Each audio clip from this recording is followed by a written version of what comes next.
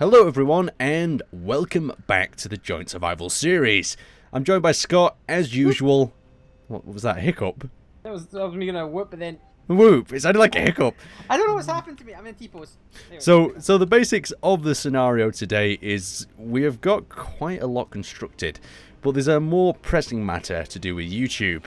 YouTube have basically changed up how you guys receive notifications, so you need to access the notification button and whack it back on so you'll receive our videos when they do come out, so you can keep up to date with the survival series if you would like to.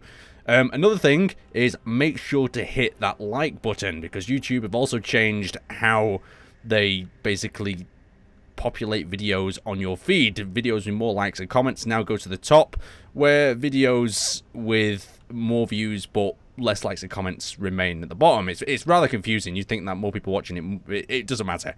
You wish you would tell us a bit more of these things before they do them. Just like a little heads up would be nice. Yes, a little heads up would be nice, because when you do look back at your various different statistics and you see things are fluctuating, you go, what the hell is happening here? So make sure you mash that like button, tick the notifications, and it helps me and Scott out by loads. Amazing amounts. Anyway, let's get back to our survival series. So Scott, you were finishing off the final touches of your little welding ship. The welding ship is complete, so you can now weld up whatever you want to. I think you're going to start working on the walls of the place, maybe one of the first hangars that's integrated into the... Yep, that's the plan. Start looking. That would be nice. Maybe build a 3D printer within the hangar or within one of these walls. We've not done a 3D printer in a long time. Well, I am willing, if you do a 3D printer, if we both hollow out a hangar today and fit a 3D printer in it. If we both work together, I reckon we can get it done by the end of the episode, or maybe the end of 2 episodes for you. Okay. Okay, so let's, and we'll just do one final tour, so I'll pop into Spectator one more time. And so the main facilities that we've got up and running is everything in the dome is now functioning as, well, a semi-functional refinery. We need a few more parts to get the other refineries online. Scott, can you do a quick supply check to see if we can actually produce the materials for the said hangar? If not, then we'll do a quick mining run while one of us mines it out. And secondly, we've also got the basically a medical block, we may as well call it. We need to connect it maybe with some sort of hallway. It needs a cryo bed, and the final thing we've also got is the triggered solar panels that rotate due to the sun. Now, what you guys recommended is 16 of these solar panels in total, where I've only got 12. So I'm going to possibly add 2 or 3 more on, so that they're actually efficient and sort of valued enough. The second thing that needs to be done with that is batteries need to be added so they can charge some cells, because at the moment the power goes straight from there. It saves us a little bit on the reactor's fuel, but at the moment it's not really saving us that much unless we get them batteries online. You do remember a while ago, don't you, Scott, when we were running on pure battery power, when our systems kind of, went to shit ages ago? Yeah. So that's so it's always nice to have the power as like a backup. Let's do a little bit of scouting, shall we, for which wall to build our hangar into. I'm just doing a quick inventory check, and okay, how's it looking on the inventory anyway, Scott? Oh god, we're screwed. Is it really that bad? We're not in the best of shapes. Okay, so let's do our second best thing. Let's pick an area for our hangar. So, well, the good thing is we do have iron right here. Okay, yeah, no, we've got the basic resources here, so we can just steel plate all day. It's just when it gets to the more technical parts for the actual welders. So here's my concept. You run it by me. You see this little pit, a second crater that we've got over here, Scott? Yarp. I was thinking that we build, like Oh shit, you alright?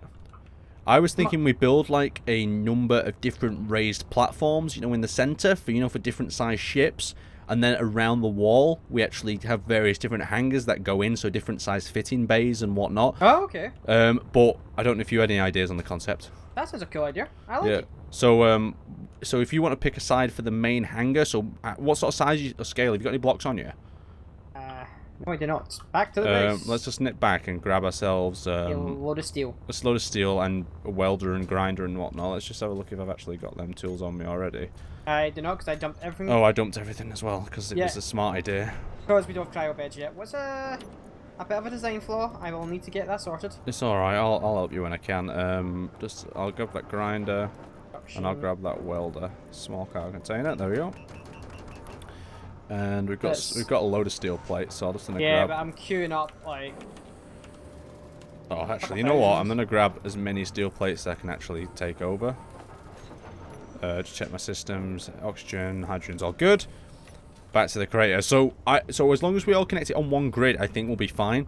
That's the kind of the #1 rule for this situation, isn't it? So that kind of leads us that kind of makes it a bit more harder to do where you want to build it. Yeah, because we've got to build it under. We'll have to connect the blocks up first from the main structure. Where if we go straight out here on a grid. I'm thinking that, Scott. I'm thinking that we build the hangar over there, but it would be a lot easier if we just go straight into this wall and have the hangar, the back? just dug into this wall.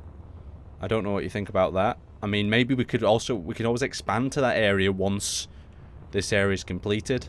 Yeah, that could be doable. Well, quickly draw out a door, or the sort of scale of door you're thinking. The only problem with that is the wall's not very, not really that vertical. Yeah, it's a very sloped wall, but we can just build the slope to hangar. Okay, so do you want to just... this is a solid wall behind it. This is just in the moon, so we wouldn't reach the surface. Okay, well that's quite perfect then. So do you want to... Okay, so let's... work out. So I'd have it low but middle way up through the crater, maybe somewhere about here. I'll land about this area. Yeah, but that'll do nicely. So if you want to just like sketch out roughly what you're thinking. Yeah, we'll have to connect that bit up first. Do you want some help with that bit? So as we're digging this out, Scott, I've got a bit of a question for you. Like I always have like these random questions that just pop into my head. Now I've just had one. That's always interesting. Okay, if you could make your own game, it can be very similar if you want it to be to an existing game. What would it be, and what would it be about? And the guys listening to this, if you've got an awesome idea, it'd be cool to read it in the comments as well. Awesome. You can make any game you want to make. It can be any genre, anything, sandbox, open world. It could be a shooter, one of them one on rails if you really want it to be. A Mass Effect story-driven game, but leaning towards more ship combat. So not in like frigate size and capital. So it's not a massively multiplayer one, or is it a multiplayer one? I wouldn't mind both. As long as it's got, that kind of story. So what sort of vibe do you want? You don't care if it's multiplayer as long as it's got like a very sort of deep storyline. Yeah, is that what gets you? Because I mean, I know a lot of people here will probably disagree, saying that it's not about story games. Haven't really. I don't think I've actually played a story game for a long time. Usually, well, remember when it used to be the multiplayer was attached to the game. Yeah. Like in the old Call of Duty, it was like, oh yeah, we've got this awesome storyline. You can take D-Day and whatever. Oh, and then there's a little bit of multiplayer. But now it is first person. But then when you look at games, beautiful job, Scott. That is going to save us so much time. Like I'm a Mass Effect fanboy. I'm also a Witcher fanboy. These are single-player games that I probably put hundreds. It's like Fallout as well. Yeah, I put hundreds of hours. If they've got that deep, really strong storyline, you're right. You can basically just make an awesome game out of it. Like that's what I'm hoping. I know Star Citizen. Do you want to move your ship out so I can get some better angles? Star Citizen is going to be doing a. Oh god, it's. I can't even remember. Go on, Scott. Don't. It's got a single player aspect to it. Squadron 50 something. Yeah, okay. Just give us the estimates because I hate it when you go off on like an section for like 2 hours. Yeah, well, that is going to be a story-driven. Well, anyway, we've lost the point. You've lost like. It's all ship combat, but it's going to be story-driven. It's got major voice actors. It's got Mark Hamill in it, for Christ's sakes. But you've lost the point, Scott. It was about building your own game. Now we've got into other games. That's what I would want. But okay, where would it be set? What sort of genre? Futuristic, sci-fi? Give us the environment. Sell this game, Scott, to me. Sell it like I'm a developer, and you're pitching it. Oh, come on, I want basically Mass Effect with capital ships. So a story-driven space opera. Space opera? But that's what if you were looking up.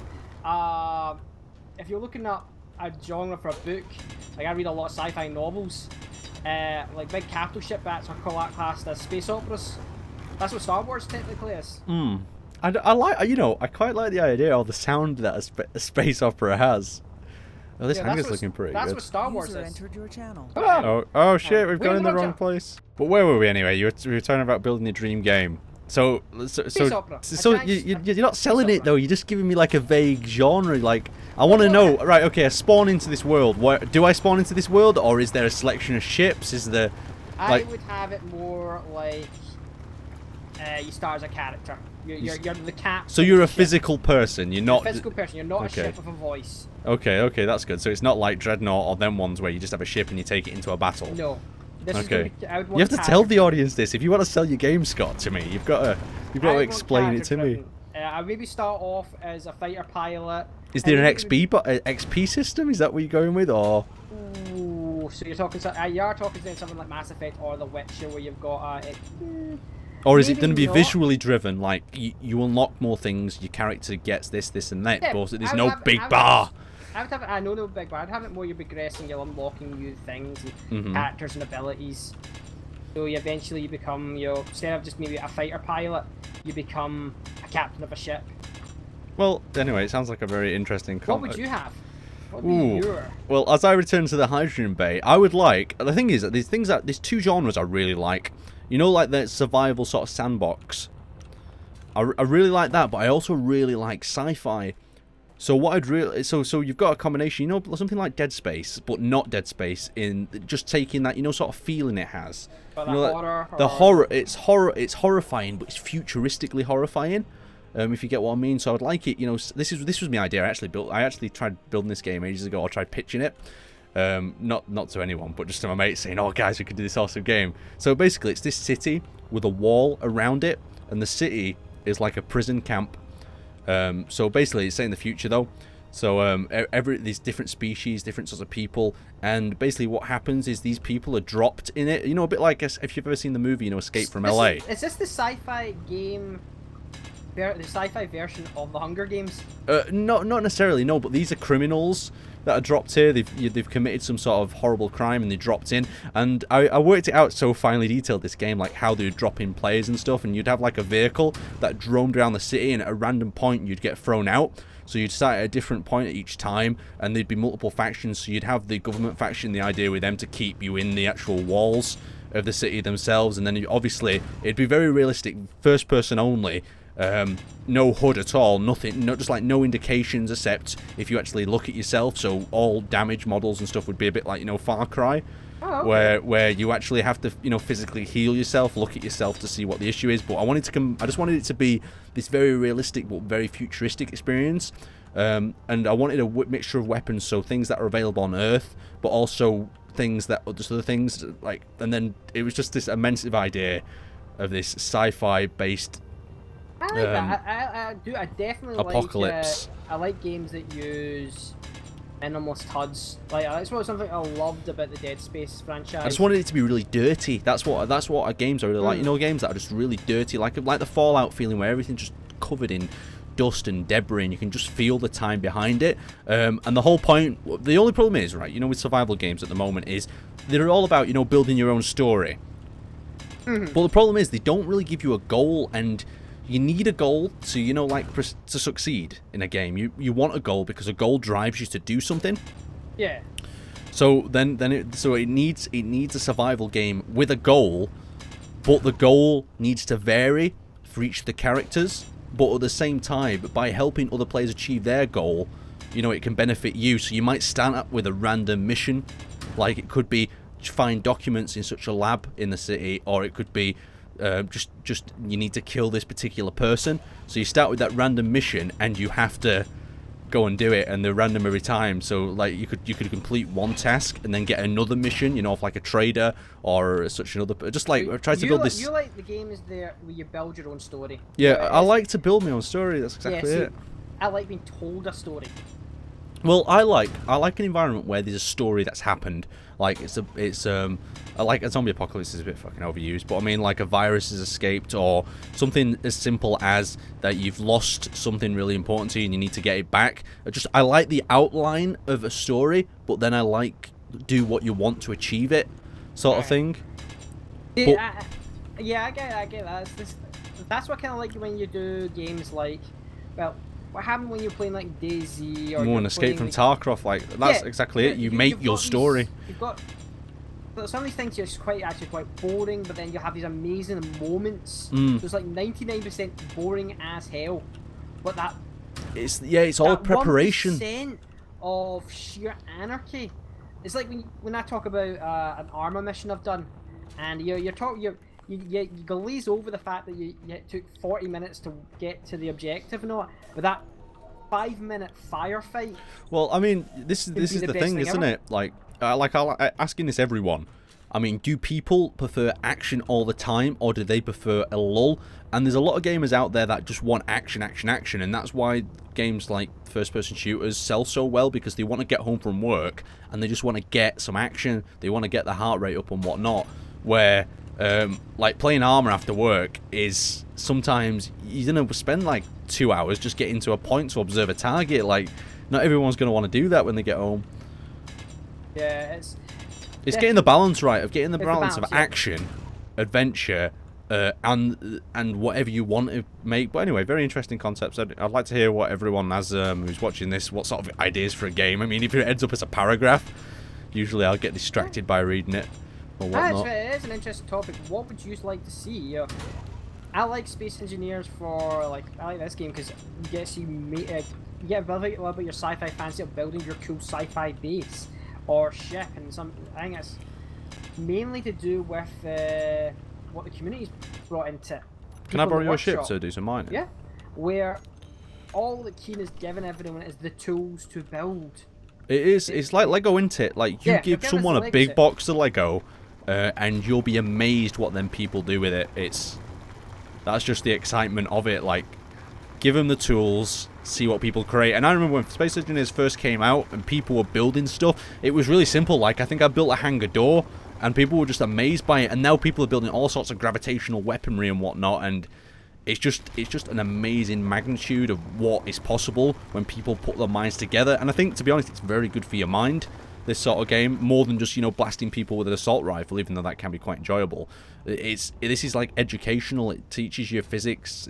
It shows you, well, Space Engineers physics, that sometimes a little bit dodgy, but it also shows you that for some reason gyroscopes are the most deadliest thing in the universe. The thing is, what also something is, when you get older, you use less and less, you know, of your creativity sort of thing. Like, you don't really design much, you don't really draw, you don't paint as much, or you don't do these things. But doing this, like, activates that part of your mind that, you know, is kind of locked up, like 90% of the time when you're just stuck in an office filing paperwork or whatnot, because you're actually building, you're using that sort of what's it called? What's the scientist called? Inventive side. But anyway, interesting subject to think about there. Right, here's another cool little topic for you. Space prison. Alright.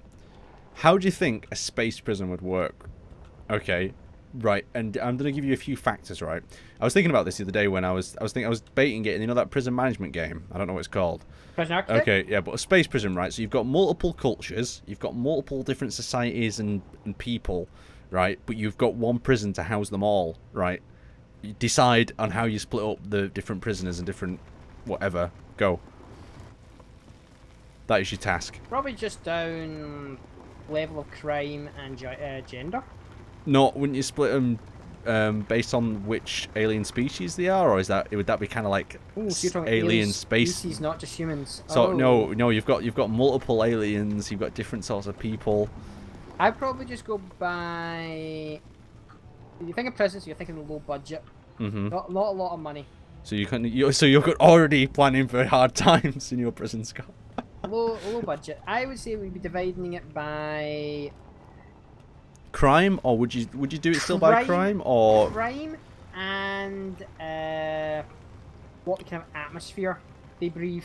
Oh, okay. So that means you couldn't really separate. So most species you could separate, just if they went into another area, they'd just suffocate. So yeah. So, and I would make sure. How would you think prison? Like, if a prison was in space, then how would you think people would escape from it? Like, you'd have to be an outside job, wouldn't it? You couldn't just dig a hole in the asteroid. And you would have, or that steal a ship. Yeah, and both of them would be very hard, wouldn't they? I think that's the ideal for future for prisons. A prison on the moon. Ooh, that'd be cool. It kind of just reminds me of the prisons they used to have on islands. Scott, no! What have you done? You've snapped the whole front of the hangar off. You bloody bugger. Is It's it fixable? No, that was coming off anyway. Oh, well, just please don't let it veer down the hill and take out the rest of the dome and all our manufacturing facilities. That's what I was panicking about. Luckily, it caught on this little ledge here, so come to Luckily, yes, it did, because otherwise Aaron would have been very upset. So me and Scott have got quite far today with building the hangar. The mining actually took a hell of a lot longer than we expected, so we've just started fitting the flooring. We've also fitted a little escape tunnel along the left side. So the planning with this is maybe rovers or something in the future. But on the outside, Scott's actually started doing some of the detailing of the hangar. And he's got this beautiful light strobing across it. So really signal that that's the entrance to the hangar. If I just turn my actual spacesuit lights off, you can see that it's quite dark. And at the moment, it blends quite well. And this whole base is it's just starting to come on a lot bigger. The only problem is, I think we've got such a large hangar that, I mean, that's actually a total lie. I said I was thinking we might not be able to fill it. But I think I'm sure we'll find something to fill it. If you've got any ideas, apart from various different bays for ships to stick in here, maybe some sort of 3D printer or whatnot, let us know in the comments below. And I will see you next time.